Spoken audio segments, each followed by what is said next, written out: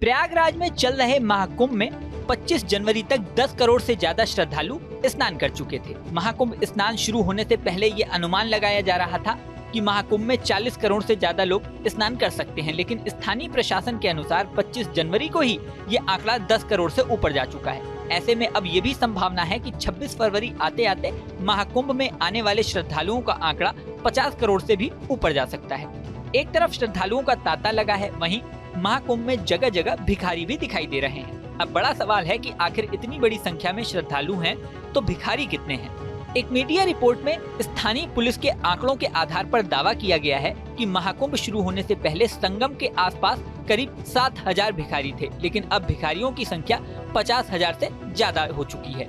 इसमें बड़ी संख्या में प्रयागराज के लोकल भिखारी हैं, वहीं आस पड़ोस के जिलों प्रतापगढ़, मिर्जापुर, चित्रकूट, वाराणसी, कौशाम्बी के भिखारी भी अच्छी खासी संख्या में हैं। यही नहीं, बिहार, झारखंड, पश्चिम बंगाल और मध्य प्रदेश के भिखारी भी बड़ी संख्या में पहुंचे हैं। यहाँ प्रयागराज के भिखारियों के बारे में बड़ी दिलचस्प बात आपको बताते हैं, लेकिन उससे पहले ये समझ लीजिए कि प्रयागराज का जो महाकुंभ क्षेत्र है वो कितना बड़ा है और भिखारी कहाँ कहाँ है। प्रयागराज महाकुंभ 25 सेक्टर में बना हुआ है। ये पूरा एरिया 40 वर्ग किलोमीटर में फैला है। इसमें 10 वर्ग किलोमीटर का एरिया ऐसा है जो यहाँ का प्राइम लोकेशन माना जाता है। इसमें संगम घाट, किला, अक्षयवट, प्रमुख अखाड़े और लेटे हुए हनुमान जी का मंदिर आता है। यहाँ आप जिधर भी जाएंगे आपको भीख मांगते लोग नजर आ जाएंगे। कमाल की बात है कि अगर अगले दिन भी आप जाएंगे तो जो भिखारी पहले दिन आपको जहाँ दिखाई दिया था, अगले दिन वही भिखारी उसी जगह पर दिखाई देगा। दरअसल भिखारियों ने अपनी जगह फिक्स कर ली है। कोई भी किसी भी जगह पर बैठकर भीख नहीं मांग सकता। जिस भिखारी की जहाँ जगह फिक्स है वो वहीं भीख मांगेगा। संगम के आसपास का इलाका भिखारियों की सबसे प्राइम लोकेशन वाला इलाका माना जाता है। भीख मांगने वालों में बुजुर्ग से लेकर बच्चे तक शामिल हैं। सबसे कमाल की बात कि भिखारियों की इनकम भी अलग अलग है। एक मीडिया रिपोर्ट के अनुसार कौन भिखारी कहाँ बैठा है इससे उसकी इनकम तय होती है। प्राइम लोकेशन में एक दिन में कई हजार रुपए तक भिखारी कमा लेते हैं। वहीं जो इलाके दूर दराज में है वहाँ पर भिखारियों की इनकम थोड़ी सी कम होती है।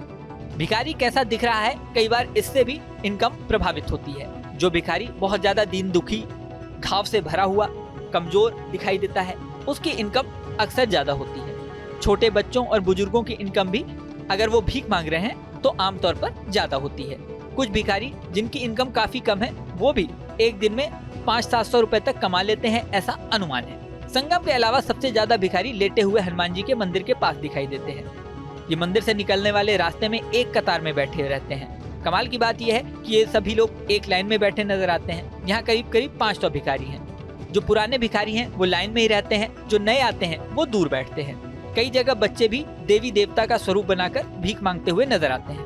हाँ, एक कमाल की बात आपको और बताते हैं। भिखारियों के शरीर पर अगर आपको घाव दिखाई दे रहा है तो ज्यादा प्रभावित होने की जरूरत नहीं है। हो सकता है वो जख्म नकली हो। दरअसल एक मीडिया रिपोर्ट में दावा किया गया है कि जानवरों की चर्बी से भी नकली जख्म बनाए जाते हैं। इन्हें घाव जैसा डिजाइन किया जाता है, इसके ऊपर सुलेशन लगा दिया जाता है जिसकी वजह से मक्खियाँ इससे दूर रहती हैं। कई बार इसके ऊपर दर्द निवारक बाम भी लगा दिया जाता है, इससे भी मक्खियाँ नहीं बैठती और घाव एकदम ताजा नजर आता है। ऐसे भी बहुत सारे भिखारी प्रयागराज क्षेत्र में बताए जाते हैं।